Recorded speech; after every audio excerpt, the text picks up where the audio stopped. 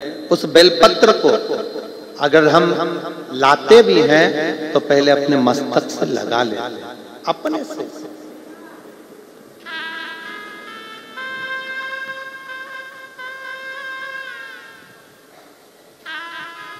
शिव जी का कोई पुष्प मिल जाता है, उस पुष्प को अपने सिर से लगा लेते हैं।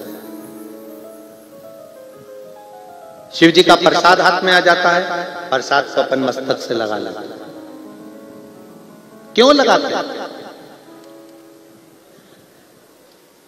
किस लिए लगाते? कोई अतिथि, कोई अपने घर में बुजुर्ग आ गया, बड़ा आ गया, कोई संत आ गया, साधु आ गया, गुरुजन आ गया, तपस्वी जन आ गए, साधु जन आ गए, अपन उनसे कहते हैं साहब आपका हाथ हमारे सिर पर रख दीजिए, आपका आशीर्वाद दे दीजिए। मस्तक पर आपका हस्त रखाएगा तो हमारा जीवन सफल हो जाएगा, मेरी रेखाएं पलट जाएगी, मेरा भाग्य संवर जाएगा।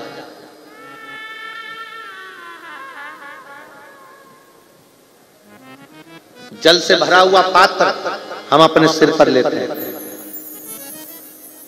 आम के पत्तों से, आम के झूमर से बंधा हुआ कलश हम अपने सिर पर लेते हैं। जल से भरा हुआ श्रीफल हम हमारे मस्तक पर लेते हैं। हम कोई भी सामग्री ऐसी नहीं लेते जिससे हमारे जीवन को निष्फलता मिले, हमें सफलता मिले।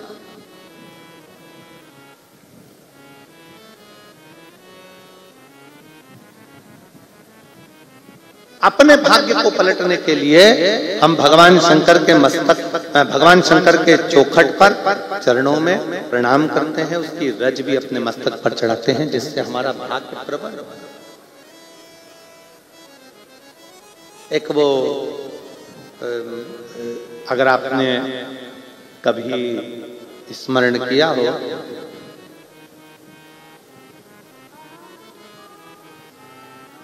वास्तु का अगर स्मरण किया हो तो उसमें और भविष्य पुराण के अंतर्गत एक बड़ा सुंदर भाव आता है कि टूटी वस्तु, टूटी सामग्री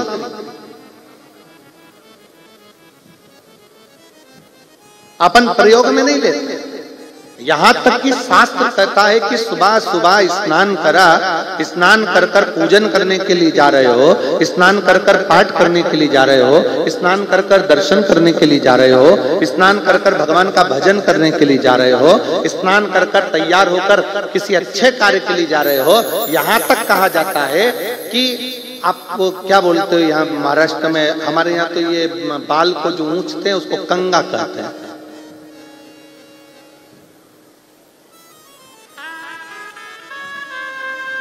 शिव तत्व तो यहां तक कहता है कि टूटा कंगा जीवन को कर देता है नंगा।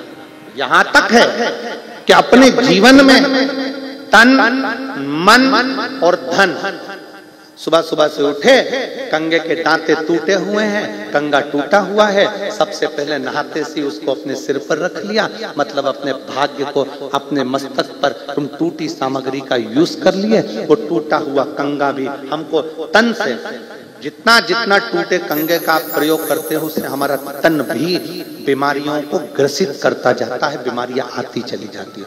दूसरा, कंगा करने के बाद, टूटे कंगे का प्रयोग करने के बाद घर में मन लगता ही नहीं है, अशांति अंदर भीतर प्रवेश करती है। और तीसरा, जिस कार्य के लिए जा रहे हो, धन कमाने के लिए जा रहे हो, वो धन हमारे घर में आता ही नहीं, क्योंकि सुबह से उठकर तुमने वो टूटे हुए कंगे से अपने भाग्य की रेखा को निचोड़ लिया है। उसके 3 दांते टूट गए, 4 दांते टूट गए, टूट गया, बेकार हो गया, तो भी प्रयोग में कर रहे हैं। मस्तक पर वो टूटी सामग्री का प्रयोग अपने शीश पर किया जाए।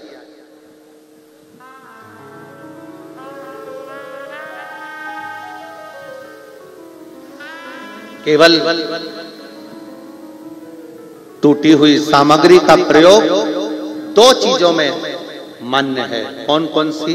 अगर एक तुलसी का पत्ता, एक तुलसी का पत्ता अगर प्रसाद के रूप में कहीं से मिला है, उस पत्ते के छोटे छोटे टुकड़े कर कर भी आप अपने घर के लोगों को दोगे तो वो तुलसी का पूर्ण पत्र माना जाता है।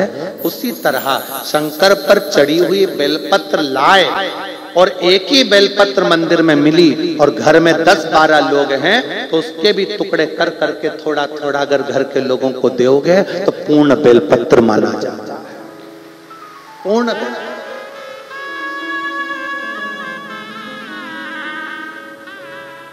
एक तुलसी का पत्ता शंकर भगवान पर, ठाकुर जी पर चढ़ा हुआ, लड्डू गोपाल पे चढ़ा हुआ, कृष्ण जी पे चढ़ा हुआ, राम जी पे चढ़ा हुआ लेकर आए, आपको मिला प्रसाद के रूप में तुलसी का पत्ता। आपने वो पत्ता एक है, रहने वाले घर में 14-15 लोग हैं, तुलसी के पत्ते के छोटे छोटे टुकड़े कर कर, छोटे छोटे टुकड़े कर कर घर के लोगों को प्रसाद के रूप में दिया।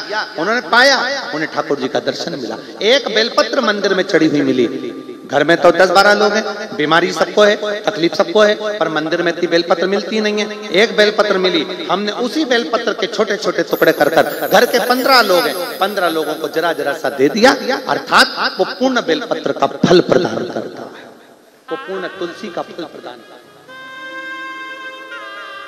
अब कई लोग ऐसे भी बैठे हैं कथा में, ऐसा नहीं है कि कथा में नहीं बैठे, कई लोग ऐसे बैठे हैं, मेरी काकी की तबीयत खराब है, मेरे भाऊ की तबीयत खराब है तो उसके लिए एक पत्ता लेकर जाऊंगी, मेरे चाचा जी की तबीयत खराब है एक पत्ता उसके लिए लेकर जाऊंगी, मेरी माता जी की तबीयत खराब है एक पत्ता उसके लिए लेकर जाऊंगी। शिव महापुराण की कथा कहती है अगर शंकर जी पे चढ़ा हुआ एक पत्र भी मिल रहा है, उस पत्र का वह छोटा सा टुकड़ा भी अगर हमको ग्रहण करने को मिल रहा है, समझ लेना कि शिव पूर्ण है। हमने पहले भी कहा आपके घर में शंकर का शिवलिंग खंडित हो गया, टूट गया, 4 टुकड़े हो गए, 10 टुकड़े हो गए, 50 टुकड़े हो गए, शंकर के शिवलिंग के 1000 टुकड़े हो गए तो भी वो शिवलिंग खंडित नहीं माना होगा, वो अखंड है, अखंड रहेगा। उसका नाम खंडेश्वर महादेव हो सकता है पर वो खंडित नहीं मान सकते उसको, वो पूर्ण है और पूर्ण ही रहेगा। टुकड़े टुकड़े हो रहे, जैसे कंकर शंकर की भूमि सीहोर से, कंकर शंकर की भूमि कुबेरेश्वर धाम से आप कोई कंकर लेकर आपने जल चढ़ाया, चढ़ाते चढ़ाते 15-20 दिन हो गए, उसके टुकड़े टुकड़े हो गए, कटोरी में रखे रखे उसके 10-20 टुकड़े हो गए, 15 टुकड़े हो गए, 2 टुकड़े हो गए, वो खंडित नहीं है, वो अखंड है। क्यों हुए 2 टुकड़े? किस लिए हुए 2 टुकड़े? आप लाए कुबेरेश्वर धाम से कंकर शंकर उठाकर लेकर आ गए, पूजन कर कर लेकर आए, टुकड़े हो गए। क्यों टुकड़े हुए? हो सकता है मेरा बाबा तुमको दुगना कुछ फल प्रदान करने वाला होगा। और कई लोग ऐसे हैं कि उसको विषम परिस्थिति में विचार करते हैं। कई लोग उसको बुरा तत्व, हमारे पास में टूटा हुआ रुद्राक्ष आ गया, हमने सोचा कि टूटा हुआ आ गया, हमारे भाग्य बेकार होंगे, हमारे पास टूटी हुई बेलपत्र आ गई, हमने सोचा कि भाग्य बेकार होगा, हमारे पास टूटी सामग्री आ गई, हमने सोचा भाग्य बेकार होगा। जा रहे थे रात्रि के समय पर कुत्ता रो रहा था तो मन में आया ना जाने कुत्ता क्यों रो रहा है, जरूर कोई बेकार होने वाला होगा। अरे हो सकता है कुत्ता इसलिए भी रो रहा हो कि बेचारे को भूख लगी हो, दरवाजा खोल एक रोटी दिया तो चुप हो जाएगा। पर हमारे मन में भ्रम आ गया, मेरा लड़का बाहर गया, मेरा पति बाहर गया, कुत्ता रो रहा है, मन में विचार आ रहा है। बिल्ली रास्ता काट कर चली गई तो मन में भ्रम आ गया कि बिल्ली रास्ता काट गई, तुम भी तो ना जाने कितनों का रास्ता काट जाते हो, भ्रम उत्पन्न नहीं होता। शंकर भगवान का भजन कर रहे हो, शिव महापुराण की कथा अगर श्रवण कर रहे हो तो ये मन में भ्रम मत पालना कि मैंने ये करा कि मैंने वो करा। हाँ ये जरूर है कि सुबह का समय जब हम बाबा को प्रणाम करें, या तो अगर टूटा हुआ कंगा भी तुम्हारे पास में है और दूसरा कोई कंगा नहीं है तो सबसे पहले अपने बाल को अपने हाथों से सजाइए, क्योंकि ये हाथ की रेखा हमारे सिर पर जब पड़ेगी तो हो सकता है कि पूर्ण तरह से हमें फल की प्राप्ति हो जाए, हमें सुख का अनुभव हो। क्यों? चरणामृत और पंचामृत दोनों में अंतर होता है। पंचामृत किस किस चीज से मिलकर बनता है? उत्तर दो जल्दी से। दूध, दही, बोलो बोलो, शहद, घी। चरणामृत और पंचामृत में अंतर भी है। पंचामृत जब लिया जाता है, पंचामृत को जब पिया जाता है तो पंचामृत पीने के बाद हाथ को सिर पर नहीं चढ़ाते, पंचामृत पीने के बाद हाथ को दिल से लगाते हैं, और चरणामृत पीने के बाद हाथ को सिर पर चढ़ाते हैं, क्योंकि भगवान के चरणों का जल है, हमारी भाग्य की रेखा को पलटा देगा, इसलिए इसका सिर पर चढ़ना चाहिए। ये चरणामृत, ये पंचम।